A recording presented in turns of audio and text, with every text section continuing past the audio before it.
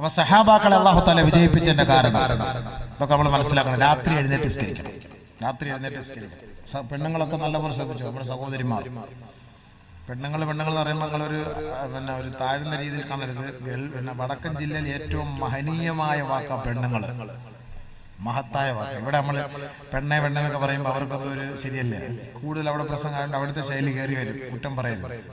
പെണ്ണുങ്ങൾ എന്ന് പറഞ്ഞാൽ വലിയ മഹത്വം. അവിടെ ഇയാളെന്നൊക്കെ പറഞ്ഞാൽ അവിടുത്തെ ഏറ്റവും വലിയ മഹത്വം. നമ്മളിവിടെ ചീത്ത വിളി നമുക്കൊരു തരം താഴ്ന്ന ഭാഷയാണ്. നമ്മളെ ഉസ്താദിനെ കൊണ്ടുവച്ച് ഞങ്ങൾ ഇയാളെ വിളിക്കാൻ ഞങ്ങൾ അവിടെ പോയി, ഇയാൾ നമുക്ക് വന്നത് വലിയ കാര്യമാണ്. നമ്മൾ ആദ്യമൊക്കെ വിചാരിക്കുമാരെന്താ എന്നെ വിളിച്ചിരുത്തി ആക്ഷേപിക്കുന്നത്. പക്ഷെ അതാ അദ്ദേഹം എന്ന വലിയ വാക്കാണ്. എന്ന് പറഞ്ഞാൽ പെണ്ണുങ്ങളെന്നൊക്കെ പറഞ്ഞാല് സഹോദരിമാരെന്നാണ്, ഭാര്യമാരെന്നൊക്കെയാണ് അവിടുത്തെ അർത്ഥം. പെണ്ണുങ്ങൾ, ഒരാൾക്കും പെണ്ണുങ്ങളെന്നാ പറയാം. നിങ്ങളുടെ പെണ്ണുങ്ങൾ ഇപ്പൊ എന്താ ചെയ്യാ എന്ന് ചോദിച്ചു കഴിഞ്ഞാൽ 2-3 പെണ്ണുങ്ങളുണ്ടെന്ന് ചോദിക്കും. ഇയാളുടെ ചോദ്യം കേട്ടാൽ നമ്മുടെ ഇവിടെ വന്ന് തീർന്നു. അപ്പൊ ഇയാളെ ഒരുപാട് പെണ്ണിട്ട ആളാന്ന് തോന്നിപ്പോ നിങ്ങളുടെ പെണ്ണുങ്ങൾ എന്താ ചെയ്യാതെ. അപ്പൊ നമ്മുടെ പെണ്ണുങ്ങളും കൂടെ ഉണ്ട് ഉസ്താദ് എന്ന് പറയും. അപ്പൊ ഒരു മഹത്വത്തിന്റെ പേരിൽ അങ്ങനെ പറയുന്നു. അപ്പൊ അതുകൊണ്ട് സഹോദരിമാർക്ക് ഒരുപാട് പ്രശ്നങ്ങളുണ്ട്. ഈ പ്രശ്നങ്ങൾക്ക് പരിഹാരം എന്തായി? രാത്രി എഴുന്നേറ്റുള്ള നിസ്കാരമാണ്. രാത്രി എഴുന്നേറ്റ് നിസ്കരിച്ചാൽ ഒരുപാട് ഗുണങ്ങൾ എന്റെ പേരിൽ ഉണ്ടാകും. നബിയുനാ ശഫീഉനാ റസൂലുള്ളാഹി സ്വല്ലല്ലാഹു അലൈഹി വസല്ലമ തങ്ങൾ പറയുകയാണ്, അലൈക്കും ബിഖിയാമിൽ ലൈൽ, നിങ്ങൾ രാത്രിയുടെ നമസ്കാരം നിങ്ങൾ മുറുകെ പിടിക്കണേ. ഫഇന്ന ഹാദാ ബസ്സാലിഹീന ഖബ്ലകും, മുൻഗാമികളുടെ സവിശേഷതയാണത്. 5 കാര്യങ്ങൾ അതിൽ അടങ്ങിയിട്ടുണ്ട്. ഒന്ന് മുൻഗാമികളുടെ ഒരു ഗുണമാണ്, വിശേഷണമാണ്.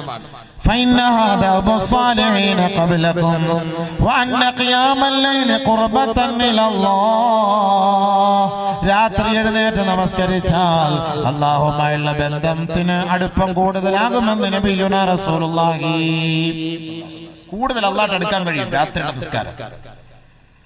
ഖിയാമുൽ ലൈൽ വന്നാസു നിയാമൻ, ജനങ്ങളെല്ലാവരും ഉറങ്ങിക്കിടക്കുമ്പോൾ നമ്മൾ രാത്രി എഴുന്നേറ്റ് 2 റക്അത്ത് നിസ്കരിക്കുമ്പോൾ അത് അല്ലാഹുക്ക് നമ്മളോട് വലിയൊരു അടുപ്പം തോന്നും, വലിയൊരു മഹബത്താണ്. വഅന്ന ഖിയാമൽ ലൈൽ മുൻഹാതുൻ അനിൽ ഇസ്മി, പാപങ്ങളെ തടയിടാൻ അതൊരു കാരണമാകുമെന്ന് നബിയുനാ ഹബീബുനാ ശഫീഉനാ റസൂലുള്ളാഹി. പാപങ്ങൾ ഒഴിവാക്കിയിട്ട് പാപങ്ങൾ ഉണ്ടാകാതിരിക്കാൻ അതൊരു കാരണമാകും രാത്രിയത്തെ നമസ്കാരം, തഹജ്ജുദ് നിസ്കാരം. 4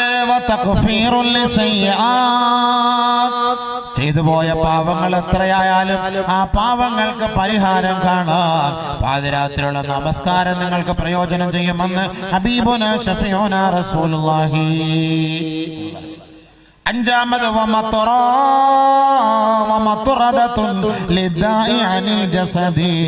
ശാരീരികമായ രോഗങ്ങൾക്ക്, ആന്തരികമായ ബാഹ്യമായ മാനസികമായ സകലമാന രോഗങ്ങൾക്ക് അതിനെ തടയിടാനും അതിനെ ഒഴിവാക്കി തരാനും പാതിരാത്രിയുള്ള നമസ്കാരം പ്രയോജനം ചെയ്യുമെന്ന് ഹബീബുനാ ശഫീഉനാ റസൂലുള്ളാഹി. രാത്രി നമസ്കാരം മാരകമായ രോഗങ്ങളൊന്നും ഉണ്ടാവില്ല. അപ്പൊ അതുകൊണ്ട് രാത്രി എഴുന്നേറ്റ് നിസ്കരിക്കണം എന്നാണ് നബി സല്ലല്ലാഹു അലൈഹി വസല്ലം തങ്ങൾ നമ്മളോട് പറയുന്നത്. ആ രാത്രിയുടെ നിസ്കാരം നമ്മളെ വിജയത്തിലേക്ക് എത്തിക്കും. അപ്പൊ രാത്രി എഴുന്നേറ്റ് നമുക്കെതിരെ വരുന്ന ഓരോരോ ഭരണകൂടത്തിനെതിരെ അല്ലെങ്കിൽ നമുക്കെതിരെ വരുന്ന ശത്രുക്കൾക്കെതിരെ ഒക്കെ നമ്മൾ രാത്രി പൊട്ടിക്കരഞ്ഞിരുന്ന് ദുആ ചെയ്യുമ്പോൾ പടച്ചവന്റെ ഭാഗത്തു നിന്നുള്ള സഹായമോടെ. وفينا رسول الله يتلو كتابه إذا انشق معروف من الفجر ساطع. ബഹുമാനപ്പെട്ട ഹസ്സാൻ ഇബ്നു സാബിത്ത് റളിയല്ലാഹു തആല നബി സല്ലല്ലാഹു അലൈഹി വസല്ലമ തങ്ങളെ കുറിച്ച് പാടുകയാണ്. പാതിരാത്രി എഴുന്നേറ്റ് നിസ്കരിക്കും. തഹജ്ജുദ് നിസ്കാരം കഴിഞ്ഞാൽ സുബ്ഹി വരെ ഖുർആൻ ഓതുന്നത് ഞങ്ങൾക്ക് കേൾക്കാൻ കഴിയുന്നു. ഞങ്ങളുടെ റസൂൽ ഞങ്ങളിലേക്ക് കടന്നു വന്നപ്പോഴാണ് ഞങ്ങൾ എന്താണ് സത്യം, എന്താണ് വിജയം, എന്താണെന്ന് ഞങ്ങൾക്ക് മനസ്സിലായത്. നബി സല്ലല്ലാഹു അലൈഹി വസല്ലമ തങ്ങൾ രാത്രി എഴുന്നേറ്റ് ഇങ്ങനെ ഖുർആൻ പാരായണമാണ്. أرانا الهدى بعد الأمى فقلوبنا به موقنات أن ما قال واقع. ഞങ്ങൾ അതിനു മുമ്പ് അന്ധകാരത്തിലായിരുന്നു. നബി സല്ലല്ലാഹു അലൈഹി വസല്ലം തങ്ങൾ ഞങ്ങളിലേക്ക് കടന്നു വന്നപ്പോഴാണ് നബി തങ്ങൾ പറഞ്ഞതാണ് യാഥാർത്ഥ്യം, അതാണ് സത്യമെന്ന് ഞങ്ങൾ മനസ്സിലാക്കി. അന്ന് വരെ ഞങ്ങൾ അന്ധകാരത്തിന്റെ നീരാളിപ്പിടുത്തത്തിലായിരുന്നു. നബി സല്ലല്ലാഹു അലൈഹി വസല്ലം തങ്ങൾ രാത്രി എഴുന്നേറ്റ് നിസ്കരിക്കുന്നതാണ് ഞങ്ങൾക്ക് അത്ഭുതമാണ്. സുബഹി വരെ ഇങ്ങനെ ഖുർആൻ ഓതും. يبيت يجافي جنبه عن فراشه إذا استثقلت بالمشركين المضاجع. പാതിരാ സമയത്ത് എഴുന്നേറ്റ് അല്ലാഹുവിന്റെ റസൂല് വിരിപ്പുകളിൽ നിന്ന് തന്റെ പാർശ്വങ്ങളെ ഒഴിവാക്കിക്കൊണ്ട് തഹജ്ജുദ് നമസ്കാരത്തിന് വേണ്ടി നിൽക്കുന്നത് ഞങ്ങൾക്ക് കാണാൻ എത്രയോ രസകരമായിരുന്നു. പക്ഷേ അത് മുനാഫിഖീങ്ങൾക്കും മുശ്രിക്കീങ്ങൾക്കും അത് അവർക്കൊരു ബുദ്ധിമുട്ടായിരുന്നു, ഒരു ഭാരമായിരുന്നു, ഒരു വിഷമമായിരുന്നു. പക്ഷേ ആദരവായ റസൂലുള്ളാഹി തങ്ങൾ തന്റെ പാർശ്വങ്ങളെ വിരിപ്പുകളിൽ നിന്ന് ഒഴിവാക്കുന്നത് ഞങ്ങൾ എത്രയോ പ്രാവശ്യം ഞങ്ങൾ കണ്ടിരുന്നു. സഹാബാക്കൾ രാത്രി സഹാബാക്കൾ അത് കണ്ടാ സഹാബാക്കൾ നിസ്കരിക്കും. അതുകൊണ്ട് അവർക്ക് ആ വിജയം കിട്ടിയത്. ന്യൂനപക്ഷമായിരുന്നു. നമ്മളൊക്കെ പറയും ഉത്തരേന്ത്യയിൽ കിടന്ന് അവർക്ക് അടി കിട്ടുന്നു, ഇവർക്ക് അടി കിട്ടുന്നു. ആ മുസ്ലിം ചങ്ങാതിമാർക്ക് ഫർള് നിസ്കാരമില്ല. നമ്മളിപ്പോ ഇവിടുത്തെ ബംഗാളികളെ നോക്കും. ഈ ബംഗാളിൽ മുസ്ലിങ്ങളെ കൂടുതൽ ഹാഫുലിങ്ങളൊക്കെ ഉണ്ട്. എത്ര പേര് നിസ്കരിക്കാൻ വരുന്നു? അവർക്കുള്ള നിസ്കാരം തന്നെ പെരുന്നാൾ നിസ്കാരം. ജുമാക്ക് പോലും ഇല്ല. ജുമാക്കൊക്കെ വന്നാലും വന്നു, ബാക്കിയുള്ള മുഴുവൻ നിസ്കാരമാണ് പെരുന്നാളാണ്. പിന്നെ എങ്ങനെ അള്ളാഹ് അടി കൊടുക്കാതിരിക്കും? നിങ്ങൾ എന്താ പറയുന്നത്? മുസ്ലിം എന്ന് പേര് വെച്ചുകൊണ്ട് അള്ളാഹ് രക്ഷപ്പെടുത്തിക്കൊള്ളുന്നുണ്ടോ? മുസ്ലിം എന്ന് പറഞ്ഞാൽ അള്ളാഹുള്ള ഹക്ക് നിറവേറ്റണം, അള്ളാഹുവിനുള്ള ഹക്ക് നിറവേറ്റണം. ഫർള് നിസ്കാരം നിർബന്ധമല്ലേ? ഫർള് നിസ്കരിക്കാത്തവനെ അള്ളാഹ് അടിക്കും, ഉറപ്പാണ്. ദുനിയാവിൽ വെച്ച് തന്നെ അള്ളാഹ് അടി കൊടുക്കും. അത് ഏറ്റവും വലിയ തെളിവാണ് നമ്മളിപ്പോ ഉത്തരേന്ത്യയിലൊക്കെ കണ്ടുകൊണ്ടിരിക്കുന്നത്. ഏറ്റവും വലിയ തെളിവാണ്. فلركعتان من الصلاة بليلة كنز بدار الخلد أدوم أنبلا. فلركعتان من الصلاة بليلة كنز بدار الخلد أدوم أنبلا. فاستكثرن من الكنوز لفاقة تأتي عليك ولا نصيب ولا മഹാനായ സൈനുദ്ദീൻ മഖ്ദൂം റഹിമഹുല്ലാഹ് പറയുകയാണ്, ഫലറകഅതാനി മിനസ്സലാത്തി ബിലൈലത്തി. പാതിരാത്രി എഴുന്നേറ്റ് നീ നമസ്കരിക്കുന്ന നിന്റെ 2 റക്അത്ത് നമസ്കാരം കൻസും ബിദാരിൽ ഖുൽദി അദ്വമ അൻബലാ. നാളെ ആഖിറത്തിലെ സ്ഥിരമായ നിക്ഷേപമാണ്, അനന്തമായ ലോകത്തെ ജീവിതത്തിലേക്കുള്ള ഒരു അമൂല്യ സമ്പത്താണ്, ഒരു അമൂല്യ നിധിയാണ് പാതിരാത്രിയുള്ള 2 റക്അത്ത് നമസ്കാരമെന്ന് മഹാനായ സൈനുദ്ദീൻ മഖ്ദൂം റഹിമഹുല്ലാഹ് പറയുകയാണ്. അതുകൊണ്ട് മഹാനവറുകൾ പറയുകയാണ്, ഫസ്തക്സിറന്ന മിനൽ കുനൂസി ലിഫാഖത്ത്. നീ പാതിരാ സമയത്ത് എഴുന്നേറ്റുള്ള നമസ്കാരം നീ നിലനിർത്തണേ. ഒരു ദാരിദ്ര്യത്തിന്റെ ഒരു ദിവസത്തെ ഓർത്ത് നീ അത് അധികരിപ്പിക്കണേ. തഅതി അലൈക വലാ നസീബ വലാ. നാളെ ആരും നിന്നെ സഹായിക്കാനില്ലാത്ത ഒരു ദിവസമുണ്ടാകും. നിന്റെ കുടുംബക്കാരോ, നിന്റെ കൂട്ടുകാരോ, സഹപ്രവർത്തകരോ, ബന്ധുമിത്രാദികളോ, അയൽവക്കക്കാരോ നിന്നെ കൈവെടിയുന്ന ഒരു ദിവസമുണ്ടാകും. അതാണ് നിന്റെ യഥാർത്ഥ ദാരിദ്ര്യത്തിന്റെ അവസ്ഥ. ആ ദാരിദ്ര്യത്തിന്റെ അവസ്ഥയിൽ നിന്ന് നിന്നെ രക്ഷപ്പെടുത്താൻ ഈ പാതിരാത്രിയുള്ള 2 റക്അത്ത് നമസ്കാരമാണ് നിന്നെ രക്ഷപ്പെടുത്തുക എന്ന് മഹാനായ സൈനുദ്ദീൻ മഖ്ദൂം റഹിമഹുല്ലാഹ് പറയുകയാണ്. അത് തന്നെയാണ് ബഹുമാനപ്പെട്ട സ്വഹാബാക്കളെ. ആയിരങ്ങൾ പതിനായിരങ്ങൾ ശത്രുപാളയത്തിൽ നിന്നാലും അവരെ പാടെ പരാജയപ്പെടുത്താൻ പാതിരാത്രിയുള്ള നമസ്കാരമാണ് അവർക്ക് പ്രയോജനം ചെയ്തത്. സകലമാന രോഗങ്ങൾ മാറും, സകല കടങ്ങളും മാറും, സകല വിഷമങ്ങളും മാറും, സകല ദുഃഖങ്ങളും മാറും. രാത്രി എഴുന്നേറ്റ് നിസ്കരിക്കണം. ഇപ്പൊ 5:30 ബാങ്ക്, 5 മണിക്ക് എന്തായാലും സാധാരണ എഴുന്നേൽക്കുന്നവരുണ്ട്. ഇമീൻ കച്ചവടത്തിനൊക്കെ പോകുന്നവര് അവർക്ക് എത്ര ഭാഗ്യമാണ്. അവർ 3 മണിക്കൊക്കെ എഴുന്നേൽക്കും. 2 റക്അത്ത് തഹജ്ജുദ് നിസ്കരിച്ചിട്ട് പോ. വലിയ ബർക്കത്താ കച്ചവടത്തിൽ അല്ലാഹു ചെയ്യും, വീട്ടിൽ ബർക്കത്ത് ചെയ്യും. സ്ത്രീകളോടൊക്കെ നമസ്കരിക്കാൻ പറ. രാത്രി എഴുന്നേറ്റ് 2 റക്അത്ത് സ്ത്രീകളെ നിങ്ങൾ നിസ്കരിക്കണം. സഹോദരിമാരെ, നിങ്ങളുടെ രോഗങ്ങൾ മാറും. ചുമ്മാ വെറുതെ നിങ്ങൾ ചുമ്മാ പത്തക്ക എന്ന് പറഞ്ഞ് ഓടാൻ നിൽക്കണ്ട. രാവിലെ ഒരു ഓട്ടം തുടങ്ങിയിരിക്കുന്നത് പെണ്ണുങ്ങൾ വല്ലപ്പോൾ ടിപ്പറങ്ങാനും കയറി സൈഡിൽ കൂടെ പോയാൽ മതി, തീർന്ന സംഭവം. എന്തിനായി ഓടുന്നത്? നിങ്ങൾ രാത്രി എഴുന്നേറ്റ് 2 റക്അത്ത് നമസ്കരിക്കും. പാതിരാത്രി എഴുന്നേറ്റ് നിങ്ങൾ നമസ്കാരം നിങ്ങൾക്ക് ഏറ്റവും വലിയ ഗുണമാണ്. രോഗങ്ങളെല്ലാം അതിന് പരിഹാരമായി തീരും. പല രോഗങ്ങൾക്കും പരിഹാരമാണ് 2 റക്അത്ത് നമസ്കാരം. വിജയം കിട്ടും, കടങ്ങൾ മാറും, തെറ്റിലേക്ക് നമ്മൾ പോവുകയില്ല. അതുകൊണ്ട് സഹാബാക്കൾ വിജയിച്ചത് അങ്ങനെയായിരുന്നു. അവർ പകൽ സമയത്ത് നോമ്പെടുത്തവരായിരുന്നു ബഹുമാനപ്പെട്ട സഹാബാക്കൾ. നബിയുനാ റസൂലുള്ളാഹി സ്വല്ലല്ലാഹു അലൈഹി വസല്ലമ തങ്ങളുടെ സ്വഹാബത്ത് പറയുകയാണ്, അബൂ ഹുറൈറ റളിയല്ലാഹു അൻഹു പറയുകയാണ്, ഔസാനി ഖലീലി, എൻ്റെ ഖലീൽ എന്നെ ഉപദേശിക്കുകയുണ്ടായി, ബിസലാത്തിൻ, 3 കാര്യങ്ങൾ എൻ്റെ ഖലീൽ എന്നെ ഉപദേശിക്കുകയുണ്ടായി, ലസ്തു ബിതാരിഖിഹിന്ന, ഞാനത് ഉപേക്ഷിച്ചിട്ടേ ഇല്ല. അതിൽ ഒന്ന് നബിയുനാ റസൂലുള്ളാഹി തങ്ങൾ എന്നെ ഉപദേശിച്ചു, അല്ലാ അനാമ ഇല്ലാ അലാ വിത്രിൻ, വിത്ർ നമസ്കരിക്കാതെ ഉറങ്ങരുതേ എന്ന് എൻ്റെ ഹബീബ് എന്നെ ഉപദേശിച്ചിരുന്നു. നമസ്കരിക്കാതെ ഓരോരുത്തർക്ക് ഇശാ നിസ്കാരം കഴിഞ്ഞ് ദുആയും കഴിഞ്ഞ് എല്ലാണ്ണവും പോയി, എഴുന്നേറ്റ് കൂടുതലും പോയി ഭൂരിപക്ഷവും. വിത്ർ നിസ്കരിച്ചോ? വിത്ർ നമ്മൾ നിസ്കരിച്ചോ? വിത്ർ നിസ്കരിക്കാതെ ഉറങ്ങാൻ പാടില്ല. മല്ലം യൂത്തിർ ഫലൈസ മിന്നാ, നബിയുനാ റസൂലുള്ളാഹി തങ്ങൾ പറയുകയാണ്, വിത്ർ നമസ്കരിക്കാത്തവൻ നമ്മിൽപ്പെട്ടവനെയല്ല. വലിയ വാക്കാണ്. ഇശാ നിസ്കാരം കഴിഞ്ഞ് 2 റക്അത്ത് പോകും. ആ 1 റക്അത്ത് വിത്ർ, 3 റക്അത്ത് വിത്ർ നിസ്കാരം, ആ നമസ്കാരം നമ്മൾ സുന്നത്ത് മുഅക്കദാണ്. ഹനഫി മദ്ഹബ് അനുസരിച്ച് വാജിബാണ് നിസ്കരിക്കണം. നിസ്കരിച്ചില്ല ഖളാ വീട്ടുന്നതാണ്. എത്ര പേര് നിസ്കരിക്കുന്നുണ്ട്? ബഹുമാനപ്പെട്ട നബിയുനാ റസൂലുള്ളാഹി തങ്ങൾ ഉപദേശിക്കുകയാണ്. ബഹുമാനപ്പെട്ട അബൂ ഹുറൈറ റളിയല്ലാഹു അൻഹു പറയുകയാണ്, എൻ്റെ ഹബീബ് എൻ്റെ ഖലീൽ എന്നോട് ഉപദേശിച്ചു, വഅല്ലാ അനാമ ഇല്ലാ അലാ വിത്രിൻ, വിത്ർ നമസ്കരിക്കാതെ ഉറങ്ങരുത് എന്ന് എന്നോട് കൽപ്പിച്ചിരുന്നു. ലസ്തു ബിതാരിഖിഹിന്ന, ഞാൻ പിന്നീട് അത് ഉപേക്ഷിച്ചിട്ടേ ഇല്ല. وألا أدع ركعتي الضحى فإنها صلاة الأوابين. 2 റക്അത്ത് ദുഹാ നമസ്കാരം ഉപേക്ഷിക്കരുതേ, അതൊഴിവാക്കരുതേ.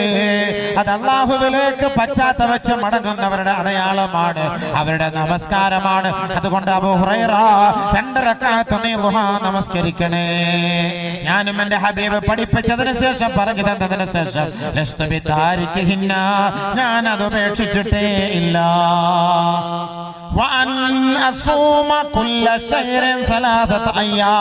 എല്ലാ മാസവും 3 ദിവസം നോമ്പെടുക്കാൻ എൻ്റെ ഹബീബ് എന്നോട് കൽപ്പിച്ചിരുന്നു എന്ന് ബഹുമാനപ്പെട്ട അബൂ ഹുറൈറ റളിയല്ലാഹു അൻഹു. എല്ലാ മാസവും 3 ദിവസം, 13, 14, 15 അറബി മാസം, 13, 14, 15 നോമ്പെടുക്കണം. അല്ലെങ്കിൽ തിങ്കളും വ്യാഴം നോമ്പെടുക്കണം. എന്തിനായി തത്തക്ക മുത്തക്ക ഓടാൻ പോകുന്നത്? നോമ്പെടുത്തൂടെ? ചാപ്പാട് കുറച്ച് കുറയ്ക്കാം, ഇടയ്ക്കിടയ്ക്ക്. നമ്മൾ അങ്ങോട്ട് ലോഡ് ഇത്ര കുറയ്ക്കുന്നു, അത്രയും ലോഡ് മഗ്‌രിബ് പോലെ തിന്നാൻ തുടങ്ങുന്നത്. അതാ രസം. ഇപ്പൊ നോമ്പിന്റെ അന്ന് നമ്മൾ തിന്നുന്നത് പോലെ ഈ ദുനിയാവിൽ മറ്റൊരു സമയത്ത് നമ്മൾ തിന്നാറില്ല. പകൽ സമയത്തിരിക്കുന്ന മുഴുവൻ വിശപ്പും എല്ലാം കൂടെ അല്ലാഹുമ്മ ലക്കസൂന്ന് കേൾക്കുമ്പോഴേ തട്ടാൻ തുടങ്ങിയാൽ രാവിലെ 5:15 വരെ. പിന്നെ അങ്ങനെ അസുഖം മാറുന്നു. അപ്പൊ അതുകൊണ്ട് നിങ്ങൾ 2-3 നോമ്പ് മാസം തോറും പിടിക്കണം. വിധങ്ങൾ പറഞ്ഞ വാക്കാണ്. അല്ലെങ്കിൽ തിങ്കൾ വ്യാഴം നോമ്പെടുക്കണം. അപ്പൊ അസുഖങ്ങളൊക്കെ മാറും. സഹാബാക്കളെ വിജയിക്കാനുണ്ടായ കാരണം അതാണ്. ഇത് അല്ലാഹുവിനോടുള്ള ഹഖാണ്, പടച്ച തമ്പുരാനോടുള്ള കടമയാണ്, കടപ്പാടാണ്. വയൂഫൂന ബിൽ അഹദി, കരാർ പാലിക്കുന്നവരാണ്, കടമകൾ പൂർത്തിയാക്കുന്നവരാണ് ബഹുമാനപ്പെട്ട സഹാബാക്കൾ. 3 കടമകളുടെ കാര്യങ്ങളാണ് ഞാൻ തേവലക്കര മുതൽ പ്രസംഗിക്കുന്നത്. 3 കടമകൾ. ഒന്നാമത്തെ കടമ അള്ളാഹുവിനോടുള്ള കടമയാണ്. ആ കടമ നിറവേറ്റിയതിന്റെ ഉദാഹരണം, ഗുഹയ്ക്കകത്ത് പ്രവേശിച്ച ഒരു സമൂഹത്തെ അള്ളാഹു തആല രക്ഷപ്പെടുത്തുന്നതിന്റെ 3 കാരണങ്ങൾ. 1, അവർ അള്ളാഹുവിനോടുള്ള കടമകൾ നിറവേറ്റി. അത് ഉദാഹരണം അവിടെ പറഞ്ഞു. രണ്ടാമത്തെ കടമ ഹുഖൂഖുൽ ഇബാദി ഫിൽ മുആമല, സൃഷ്ടികളോടുള്ള ഇടപാട് കാര്യങ്ങളിലുള്ള കടമകൾ, കടപ്പാടുകൾ, കൊടുക്കൽ വാങ്ങലുകൾ. ആ ഇടപാടുകൾ നമ്മൾ പൂർത്തിയാക്കണം. അത് ഇന്നലെ ഞാൻ അവിടെ സൂചിപ്പിക്കുകയുണ്ടായി. അങ്ങോട്ടും ഇങ്ങോട്ടുമുള്ള ഇടപാടുകൾ, കൊടുക്കലും വാങ്ങലും, ഇതൊക്കെ നമ്മുടെ ഭാഗത്തുനിന്ന് ഉണ്ടാകണം. പക്ഷേ അത് അങ്ങോട്ടും ഇങ്ങോട്ടും കൊടുക്കുകയും വാങ്ങുകയും ചെയ്യുമ്പോൾ അതിൽ കൃത്യനിഷ്ഠ പാലിക്കണം. ഇടപാടുകൾ നടത്തുമ്പോൾ എഴുതി വെക്കണം. ഇതൊക്കെ അള്ളാഹു അവന്റെ റസൂൽ നമുക്ക് പഠിപ്പിച്ചിരുന്ന വാക്കുകളാണ്. കടം കൊടുത്തതിന് ശേഷം മടക്കി തരാൻ ഗതിയില്ലാതെ പോയവർക്ക് നിങ്ങൾ വിട്ടുവീഴ്ച ചെയ്യണേ നബിയുനാ റസൂലുള്ളാഹി തങ്ങൾ പറയുകയാണ് മൻ സറഹു അൻയുൻജിയഹുല്ലാഹു മിൻ ഖുറബി യൗമിൽ ആഖിറ ഫൽയുഫർരിജ് അൻ മുഅ്സിരിൻ ഔ വദഅ അൻഹു ഔ കമാ ഖാല റസൂലുള്ളാഹി. ആർക്കെങ്കിലും നാളെ പാരത്രിക ജീവിതത്തിൽ നാളെ മഹ്ശറയിലെ ഭയാനകതയിൽ നിന്ന് രക്ഷപ്പെടണമെന്ന് ആഗ്രഹമുണ്ടോ, ഫൽയുഫർരിജ് അൻ മുഅ്സിരിഹി, തനിക്ക് കിട്ടാനുള്ള സമ്പത്തിൽ നിന്ന് വിട്ടുവീഴ്ച ചെയ്യണേ. പാവപ്പെട്ടവനാണ്, മടക്കാൻ ഗതിയില്ല, തിരിച്ചടയ്ക്കാൻ വഴിയില്ല, സാധുവാണ്, ഫക്കീറാണ്, മിസ്കീനാണ്, വാടക വീട്ടിലാണ് കഴിയുന്നവൻ, അവന് കടം അടയ്ക്കാൻ തിരിച്ചടയ്ക്കാൻ യാതൊരു മാർഗവുമില്ല എങ്കിൽ അത് വിട്ടുവീഴ്ച ചെയ്തു കൊടുത്താൽ നാളെ ആഖിറത്തിൽ അല്ലാഹു അവന്റെ കുറവുകളെ ഒഴിവാക്കി തരുമെന്ന് നബിയുനാ റസൂലുള്ളാഹി. മൻ അറാദ അൻ തുസ്തജാബ ദഅവതുഹു, ആർക്കെങ്കിലും ദുആ സ്വീകരിക്കണമെന്ന് ആഗ്രഹമുണ്ടോ, ആരുടെയെങ്കിലും ഇബാദത്തുകൾ സ്വീകരിക്കണമെന്ന് ആഗ്രഹമുണ്ടോ, ഫൽയുനഫിസ് അൻ മുഅ്സിരിൻ, ഇടപാടുകാരുടെ ഇടപാടുകളെ നിങ്ങൾ വിട്ടുവീഴ്ച ചെയ്യണേ. ആർക്കെങ്കിലും ബുദ്ധിമുട്ടും പ്രയാസങ്ങളുള്ളവർക്ക് നമ്മൾ കുറച്ച് ഇടപാടുകൾ നടത്തിക്കൊടുത്ത് അവരെ ഒന്ന് സഹായിക്കണം, അവരെ നമ്മളൊന്ന് സഹായിക്കണം. അങ്ങനെ സഹായിച്ചാൽ നാളെ അല്ലാഹു നിങ്ങളെ സഹായിക്കുമെന്നാണ് ഖുർആൻ ഈ ഹദീസ് നമ്മളെ പഠിപ്പിക്കുന്നത്. ഫൽയുനഫിസ് അൻ മുഅ്സിരിൻ, അവന്റെ വിഷമം മാറ്റി കൊടുത്താൽ നാളെ അല്ലാഹു നിന്റെ ദുആ സ്വീകരിക്കും, നിന്റെ ഇബാദത്ത് അല്ലാഹു സ്വീകരിക്കും. അല്ലാഹു തആല പറഞ്ഞ നബി തങ്ങൾ പറഞ്ഞ വാക്കാണ്. മാത്രമല്ല ആരെങ്കിലും മറ്റുള്ള സഹോദരങ്ങളുടെ ഇടപാടുകളെ തീർത്തു കൊടുത്താൽ അല്ലല്ലാഹു ഫീ ദില്ലിഹി യൗമ ലാ ദില്ല ഇല്ലാ ദില്ലുല്ലാഹ്, നാളെ ആരുടെയും തണലില്ലാത്ത ദിവസത്തിൽ, ആരുടെയും സഹായമില്ലാത്ത ദിവസത്തിൽ അല്ലാഹു ഇവർക്ക് അർശിന്റെ തണൽ കൊടുക്കുമെന്ന് ആദരവായ ഹബീബായ റസൂലുള്ളാഹി. ആരുടെയും തണലില്ലാത്ത ദിവസം അല്ലാഹു തണൽ നൽകി നമ്മളെ ആദരിക്കും. എപ്പോ ഒരാളുടെ ഇടങ്ങേറ് ബുദ്ധിമുട്ട് നമ്മൾ മാറ്റിക്കൊടുത്താൽ. ഇത് സൃഷ്ടികളോടുള്ള കടമയാണ് കേട്ടോ. ഹുഖൂഖുൽ ഇബാദി ഫിൽ മുആമല, സൃഷ്ടികളോടുള്ള കടമയാണ്. മൂന്നാമതാണ് നമ്മുടെ ബന്ധം, ഇന്നത്തെ വിഷയമായിട്ട് ബന്ധപ്പെട്ടത് മൂന്നാമത്തെ കലവറ. മൂന്നാമതാണ് നമ്മളുമായിട്ടുള്ള ബന്ധം. എന്താണത്? ഹുഖൂഖുൽ ഇബാദി ഫിൽ മുആശറ. രക്തബന്ധുക്കളും കുടുംബ ബന്ധുക്കളും അയൽവക്ക ബന്ധുക്കളും സഹപ്രവർത്തകരും സഹയാത്രികരും സഹപാഠികളും തമ്മിലുള്ള ബന്ധം, ആ ബന്ധമാണ് നമ്മൾ നിലനിർത്തേണ്ടത്. അതാണ് നമുക്ക് ആവശ്യം, അത് നമ്മൾ നിലനിർത്തണം. നബിയുനാ റസൂലുള്ളാഹി സ്വല്ലല്ലാഹു അലൈഹി വസല്ലമ തങ്ങൾ പറയുകയാണ്, انطلق ثلاثة نفر ممن كان قبلكم حتى آواهم المبيت إلى غار فانسحرت شجرة حجر من الجبل. അല്ലാഹുവിന്റെ പ്രവാചകൻ പഠിപ്പിച്ചു കൊടുക്കുകയാണ്, 3 പേര് ഗുഹയ്ക്കുള്ളിലേക്ക് പ്രവേശിച്ചപ്പോ ആ ഗുഹാമുഖത്തെ വലിയ ഒരു പാറക്കല്ല് കൊണ്ട് മൂടപ്പെടുകയാണ്. 2 നന്മകളിലൂടെ, 2 ചെറുപ്പക്കാരുടെ ദുആയിലൂടെ അല്ലാഹു സുബ്ഹാനഹു വ തആല ആ പാറക്കല്ല് അവരുടെ ഗുഹാമുഖത്ത് നിന്ന് അല്പം നീക്കുകയുണ്ടായി. 3ാമത്തെ ഒരു ചെറുപ്പക്കാരന്റെ ദുആ എന്തായിരുന്നു? അത് ഹുഖൂഖുൽ ഇബാദി ഫിൽ മുആശറ, കുടുംബ ബന്ധവും രക്തബന്ധവുമായുള്ള ബന്ധമാണ്. ആദ്യത്തെ അല്ലാഹുവിനുള്ള ബന്ധം അയാളെ സൂചിപ്പിക്കുന്നുണ്ടായി. 2ാമത്തെ ബന്ധം ഇടപാടുകൾ തമ്മിലുള്ള ബന്ധം, അത് ഇന്നലെ ഞാൻ സൂചിപ്പിക്കുന്നുണ്ടായി. 3ാമത്തെ ബന്ധമാണ് നമുക്ക് ഇന്നിവിടെ സൂചിപ്പിക്കേണ്ടത്. അതോടുകൂടിയാണ് മൊത്തം തുറക്കുന്നത്. കലവറ 3 തുറന്നേ, 2 കയറിക്കാൻ തുറന്നിട്ടുള്ളൂ. അത് കുറെ നാൾ കൊണ്ട് ഇങ്ങനെ തുറക്കാൻ എന്ന് പറഞ്ഞു ഇന്ന് നമുക്കിവിടെ തുറന്നിട്ട് പോകണം. 3ാമത് എന്താ സംഭവിച്ചത്? 3ാമത്തെ ചെറുപ്പക്കാരന്റെ ദുആ, അല്ലാഹുമ്മ കാന ലീ അബവാനി ശൈഖാനി കബീറാൻ ഫകുന്തു ഉഗ്ബിഖുഹുമാ ഖബല അൻ ഉഗ്ബിഖ മാഹിലി വമാലി. ആദരവായ റസൂലുള്ളാഹി തങ്ങൾ പറഞ്ഞു കൊടുക്കുകയാണ് സ്വഹാബാക്കളോട് കഴിഞ്ഞ കാലഘട്ടത്തിൽ നടന്ന സംഭവം. 3ാമനായ വ്യക്തി ആ ഗുഹയ്ക്കുള്ളിൽ നിന്നുകൊണ്ട് പ്രാർത്ഥിക്കുകയാണ്, അല്ലാഹുവേ പടച്ചവനെ, എനിക്ക് വൃദ്ധനായ മാതാപിതാക്കളുണ്ടല്ലോ. കാനലി അബവാനി ശൈഖാനി കബീറാൻ, വയസ്സായ വാപ്പാവുമ്മ എനിക്കുണ്ടല്ലോ, വയസ്സായ വാപ്പാവുമ്മ.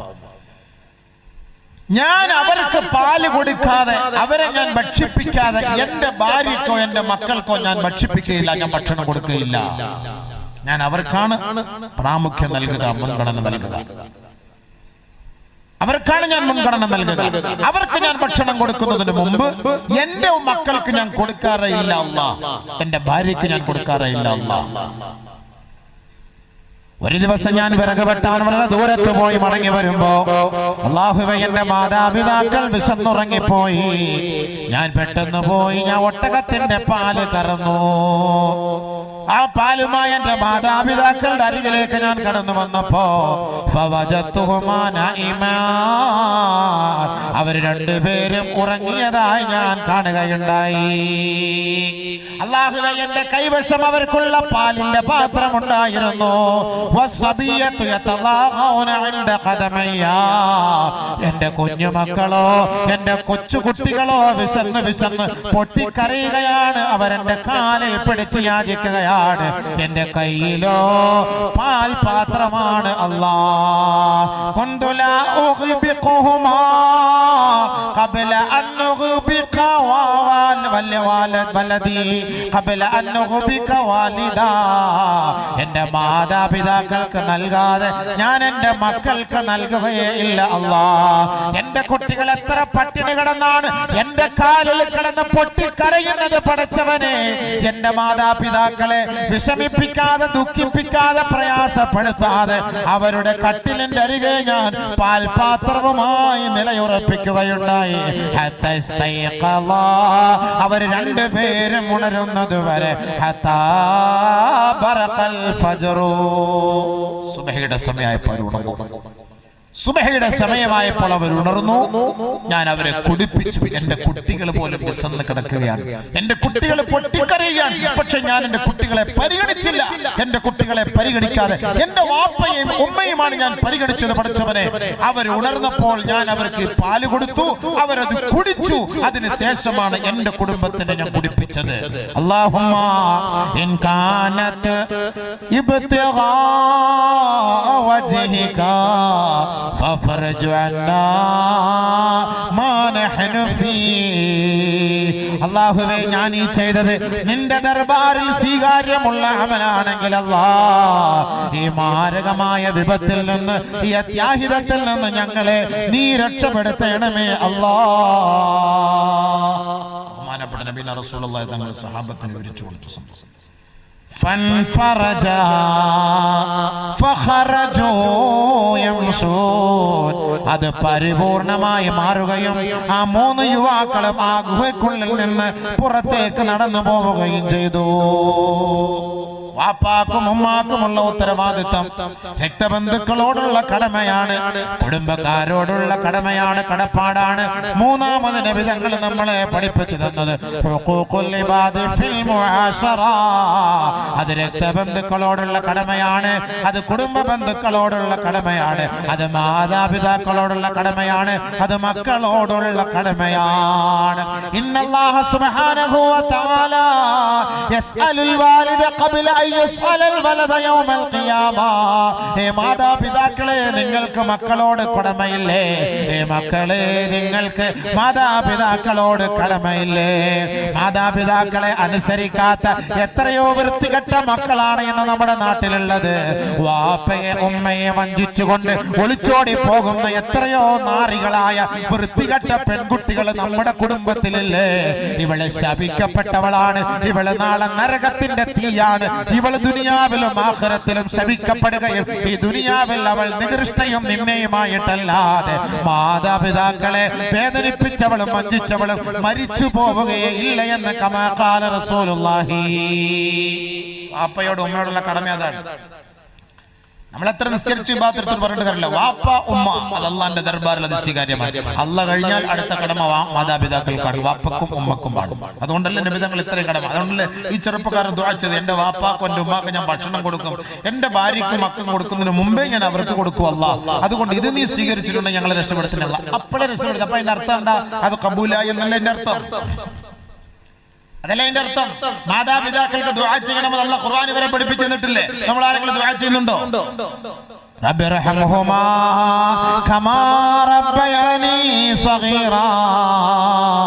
അല്ലാഹുവേ, എന്റെ ബാല്യത്തിൽ, എന്റെ ശൈശവത്തിൽ എന്നോട് കരുണ കാട്ടി എന്റെ മാതാപിതാക്കളോട് നീ കരുണ കാട്ടണേ അല്ലാഹ്, കരുണ ചൊരിയണേ അല്ലാഹ്. ആര് പഠിപ്പിച്ചത്? അള്ളാഹ് പഠിപ്പിച്ച ദുആയാണ്. അള്ളാഹ് പഠിപ്പിച്ച ദുആയാണ്. കുട്ടികളെ നിങ്ങൾ ദുആ ചെയ്യുക. ഒരു കുട്ടി സാലിഹാണ്, ഒരു കുഞ്ഞ് സാലിഹായ സന്താനമാണ്, സദ്വർത്തനായ മക്കളാണെന്നുള്ളതിന്റെ ഏറ്റവും വലിയ തെളിവ് അവരുടെ ദുആയിൽ മാതാപിതാക്കൾക്ക് വേണ്ടി ദുആ ചെയ്യൂ. മാതാപിതാക്കൾക്ക് വേണ്ടി ദുആ ചെയ്യാത്ത സന്താനങ്ങൾ സാലിഹീങ്ങളായ സന്താനമല്ല. വാപ്പാക്കും ഉമ്മാക്കും വേണ്ടി ദുആ ചെയ്യാതെ ആരെങ്കിലും കൈകൾ ഉയർത്തിയിട്ട് താഴ്ത്തിയിട്ടാൽ അവർ വാപ്പാക്കും ഉമ്മാക്കും സാലിഹായ സന്താനമേ അല്ല എന്നാണ് അതിന്റെ അർത്ഥം. മനസ്സിലായില്ല? റബ്ബിർഹംഹുമാ കമാ റബ്ബയാനി സഗീറാ.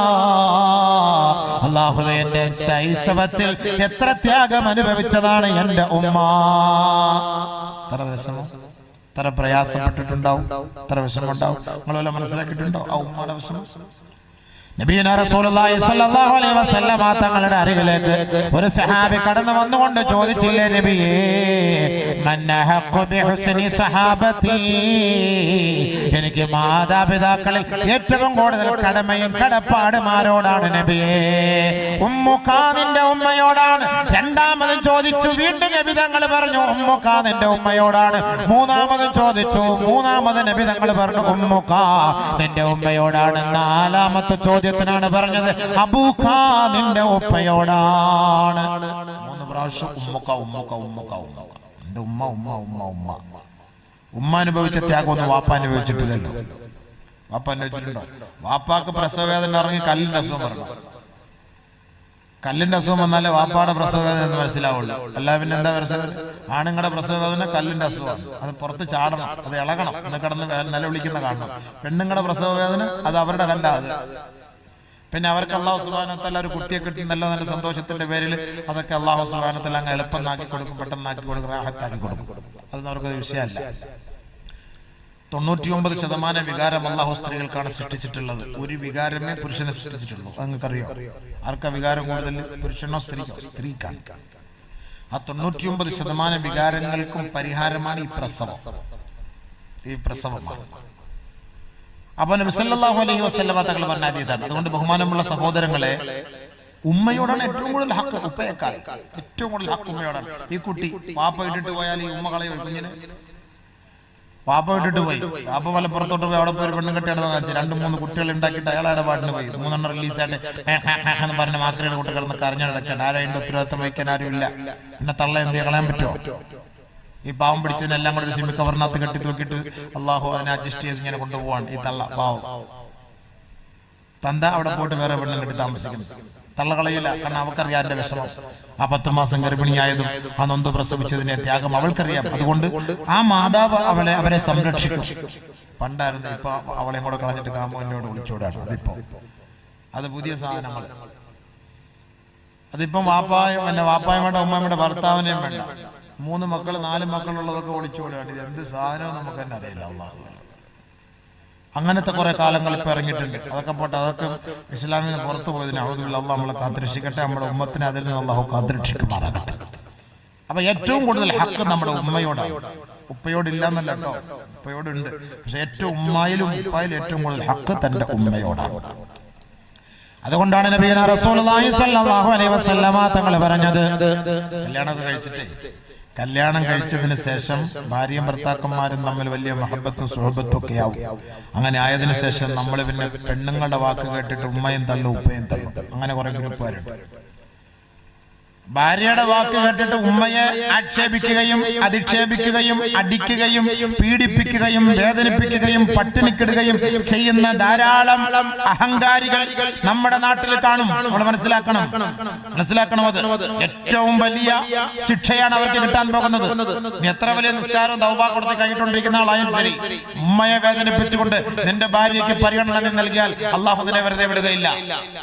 അൽഖമ റളിയല്ലാഹു തആല അൻഹുവിന്റെ സംഭവം അതിനെ നമ്മൾ അറിയിക്കുന്നത്. അൽഖമ റളിയല്ലാഹു തആല അൻഹു എന്ന സ്വഹാബിക്ക് കലിമ ചൊല്ലാൻ പോലും കഴിയാതെ കടന്ന് വിഷമിക്കുന്ന സമയത്ത് നബി തങ്ങൾ ഹദറത്തിൽ വന്ന് അൽഖമയുടെ അരികിൽ നിന്നിട്ട് ചോദിച്ച ഒരേ ഒരു ചോദ്യം, എവിടെ അൽഖമയുടെ ഉമ്മ? ഒറ്റ ചോദ്യം അതേ ഉള്ളൂ, വേറെ ഒന്നും ചോദിച്ചിട്ടില്ല. കാരണം അൽഖമ നല്ല ആളാണെന്ന് നബി തങ്ങൾക്ക് അറിയാം. ചോദിച്ച ഒരേ ഒരു ചോദ്യം, എവിടെ അൽഖമയുടെ ഉമ്മ? അപ്പോഴാണ് സഹാബത്ത് പറഞ്ഞത് അദ്ദേഹവുമായിട്ട് വെറുപ്പിലാണ്, വിദ്വേഷത്തിലാണ്, വഴക്കിലാണ്. അദ്ദേഹമായിട്ട് മിണ്ടാറില്ല, മിണ്ടൂല. ഉമ്മയായിട്ട് വഴക്കിലാണ്, മിണ്ടൂല നബിയെ. ഭാര്യയുടെ വാക്ക് കേട്ടിട്ട് സഹാബാക്കൾക്കിടയിൽ ഉണ്ടായിട്ടോ? നബി സല്ലല്ലാഹു അലൈഹി വസല്ലമ തങ്ങൾ പറഞ്ഞ ഒരേ ഒരു വാക്ക്, അൽഖമയെ ഇപ്പം നമ്മൾ കത്തിക്കണം എന്ന് പറഞ്ഞ വാക്ക്. ഉമ്മയെ വെറുപ്പിച്ചിട്ട് ഭാര്യയുടെ കൂടെ താമസിച്ച അൽഖമയെ വിറക് കൊണ്ട് കത്തിക്കാൻ നബി തങ്ങൾ ബിലാലിനോട് പറയാ, ബിലാലെ വിറക് കൂട്ട് ഇപ്പൊ കത്തിക്കാം. എന്താ പറഞ്ഞ വാക്ക് ഒന്ന് ആലോചിച്ച് നോക്കൂ. ബഹുമാനപ്പെട്ട നബി റസൂലുള്ളാഹി തങ്ങൾ സഹാബത്തിനോട് പറയുകയാണ്, അൽഖമയുടെ ഉമ്മയെ നിങ്ങൾ കൊണ്ടുവരണമേ, എവിടെയാണെങ്കിലും അൽഖമയുടെ മാതാവിനെ നിങ്ങൾ കൊണ്ടുവരണമേ. ബഹുമാനപ്പെട്ട സഹാബാക്കളെ തെരഞ്ഞുപിടിച്ച് അൽഖമയുടെ ഉമ്മയെ കൊണ്ടുവരികയാണ് ഹബീബുന റസൂലുള്ളാഹി തങ്ങളുടെ ഹദ്റത്തിൽ. അല്ലാഹുവിന്റെ റസൂലിന്റെ ഹദ്റത്തിലേക്ക് കൊണ്ടുവന്നു. നബിയുന റസൂലുള്ളാഹി തങ്ങൾക്ക് സലാം ചൊല്ലി സലാം അടക്കുകയാണ്. അല്ലാഹുവിന്റെ റസൂൽ അവരോട് ചോദിക്കുകയുണ്ടായി, യാ ഉമ്മ അൽഖമ, അൽഖമയുടെ മാതാവേ, എന്നോട് കളവ് പറയരുത്, സത്യം മാത്രം പറയണേ, ഞാൻ ചോദിക്കുന്നതിന് സത്യമായ മറുപടി നൽകണേ. ഒരു പക്ഷേ എന്നോട് നിങ്ങൾ കളവ് പറഞ്ഞാൽ അല്ലാഹു എനിക്ക് സത്യം മനസ്സിലാക്കി തരും, അതുകൊണ്ട് എന്നോട് കളവ് പറയരുതേ മാതാവേ. ഒരിക്കലും ഞാൻ കളവ് പറയില്ല. നിങ്ങളുടെ മകൻ അൽഖമയുടെ സ്വഭാവം എന്താണ്? ഉടനെ ആ മാതാവ് പറയുകയാണ്, യാ റസൂലല്ലാഹ്, ഞാൻ അവനോട് കോപത്തിലാണ് നബിയേ, വെറുപ്പിലാണ് നബിയേ, ഞാൻ അവനോട് വിദ്വേഷത്തിലാണ് നബിയേ. അതെന്താ കാരണം? യാ റസൂലല്ലാഹ്, എന്റെ വാക്കിനേക്കാൾ അവന്റെ ഭാര്യയുടെ വാക്കിനാണ് ഇവൻ സ്ഥാനം നൽകുന്നത്. എന്റെ വാക്കുകൾക്ക് സ്ഥാനം നൽകാറില്ല നബിയേ. അവന്റെ ഉമ്മ എന്ന പരിഗണന പോലും എനിക്കവൻ നൽകാറില്ല യാ റസൂലല്ലാഹ്. അവന്റെ ഭാര്യക്കാണ് എന്നെക്കാൾ അവൻ സ്ഥാനമാനങ്ങൾ നൽകുന്നത്. അതുകൊണ്ട് നബിയേ, ഇന്നി സാഖിത്തുൻ അലൈഹി, ഞാൻ അവനോട് വെറുപ്പാണ്, എനിക്കവന്റെ മുഖം കാണേണ്ടതില്ല, ഞാൻ അവന് മാപ്പ് ചെയ്യില്ല എന്ന് കർക്കശ സ്വഭാവത്തോടുകൂടി വാശി പിടിച്ച ഈ മാതാവിന്റെ മുന്നിൽ അല്ലാഹുവിന്റെ റസൂൽ പറയുകയാണ്, ഉമ്മാ ഇർഹമീ തുർഹമീ, നിങ്ങൾ മാപ്പ് ചെയ്യണേ, അല്ലാഹു നിങ്ങൾക്ക് മാപ്പ് ചെയ്തേക്കാം. ഇല്ല, എനിക്ക് മാപ്പ് ചെയ്യാൻ കഴിയില്ല, കാരണം അത്രത്തോളം എന്നെ വേദനിപ്പിച്ചവനാണ്. ഞാൻ അവനെ നൊന്ത് പ്രസവിച്ചു, ഞാൻ അവന് ഭക്ഷണം വാരി വെച്ചു കൊടുത്തു, എന്റെ ശരീരത്തിൽ കാഷ്ടിച്ചു മൂത്രിച്ചു. പക്ഷേ അവൻ കല്യാണം കഴിച്ച സമയത്ത് അവൻ പെണ്ണുകെട്ടി ഒരു സുന്ദരിയെ കൊണ്ടുവന്നു. ഞാനൊരു വയസ്സിയായപ്പോ എന്നെ അവൻ പുറത്താക്കി. ഞാൻ ഇനി അവനുമായിട്ട് എന്ത് ബന്ധം നബിയേ? ഇല്ല, എനിക്ക് അവനുമായിട്ട് ഒരു ബന്ധമില്ല, ഞാൻ അവന് മാപ്പ് ചെയ്യില്ല. ഒറ്റ വാശി, കാരണം അത്രയ്ക്കും വേദനിപ്പിച്ചത് കൊണ്ടായിരിക്കുമല്ലോ മാപ്പ് ചെയ്യില്ല ഇത്രയ്ക്കും വാശി പിടിച്ചത് നബി തങ്ങളുടെ മുന്നിൽ വെച്ച്. അത്രയ്ക്കും വാശി പിടിക്കണമെങ്കിൽ ആ മാതാവിനെ അത്രയ്ക്കും വേദനിപ്പിച്ചിട്ടുണ്ടാകും. അതുകൊണ്ടാണ് സഹാബാക്കളുടെ ചരിത്ര, അടക്കം തിലക്കാരുടെ ചരിത്രം അല്ല കേട്ടോ, സഹാബാക്കളുടെ ചരിത്രമാണ്. അത്രയ്ക്കും വേദനിപ്പിച്ചിട്ടുണ്ടാകും. മാപ്പ് ചെയ്യുമോ ഉമ്മ? ഇല്ല. നബിയുന റസൂലുള്ളാഹി തങ്ങൾ സഹാബത്തിനോട് പറയുകയാണെങ്കിൽ, സഹാബാ, നിങ്ങൾ വിറക് ശേഖരിക്കണേ, ഇപ്പോൾ ഈ ഉമ്മാന്റെ മുന്നിൽ വെച്ച് തന്നെ നമുക്ക് ഈ അൽഖമയെ ചുട്ടുകരിക്കാം.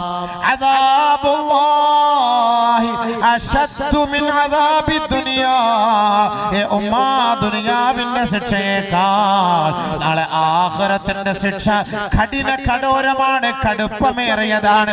ഒരു ഉമ്മയെ വേദനിപ്പിച്ചവന്റെ ശിക്ഷ ചിന്തിക്കാൻ പോലും കഴിയാത്തതാണ് മാതാവേ. അതുകൊണ്ട് അദാബുല്ലാഹി അശദ്ദു വഅബ്ഖാ, അത് സത്യമാണ്, ആ ശിക്ഷ യാഥാർത്ഥ്യമാണ്, അവൻ നിരന്തരമായി അനുഭവിക്കേണ്ടി വരും. അതുകൊണ്ട് നിങ്ങളുടെ മുന്നിൽ വെച്ച് തന്നെ പൊറുക്കപ്പെടാത്ത ഈ വ്യക്തിക്ക് ഞാനിപ്പോൾ ശിക്ഷ നൽകുകയാണെന്ന് ഹബീബായ തങ്ങൾ പറഞ്ഞിട്ട് സഹാബത്തിനോട് പറയുകയാണ്, സഹാബാ ഫജ്മഅ ലഹു ഹതബാ, ഇപ്പൊ കത്തിക്കാം, ആ ഉമ്മാന്റെ മുന്നിലിട്ട് തന്നെ കത്തിച്ച് ചാമ്പലാക്കാം. ഏതൊരു മാതാവും അതാണ് മാതാവ് കേട്ടോ, അതാണ് ഉമ്മ.